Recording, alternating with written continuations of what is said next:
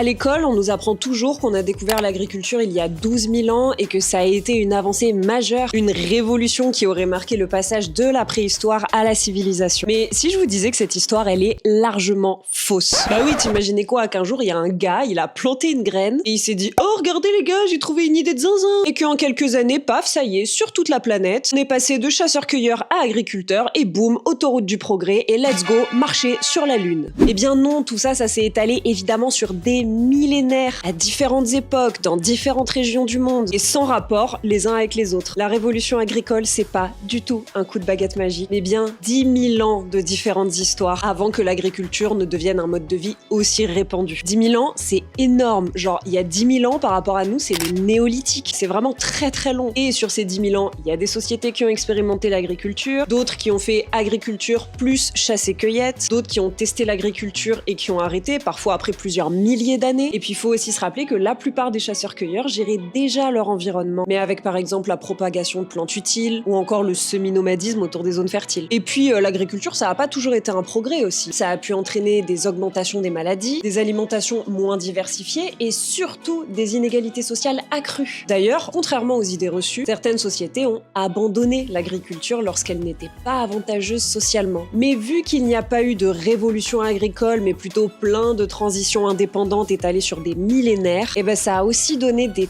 tas de formes variées d'agriculture et d'organisation sociale. Et donc ça n'a pas systématiquement non plus conduit à la sédentarité ou aux inégalités. L'agriculture, c'est le résultat d'une multitude d'expériences, parfois choisies, parfois subies. Ça nous rappelle encore une fois que l'évolution des sociétés humaines n'a rien d'un chemin tracé. Genre on découvre un truc, puis un autre, puis encore un autre, puis on cumule avec ce qu'on a découvert avant. Mais que tout ça, ça résulte des choix des diverses sociétés, des différentes cultures et sur un temps très long.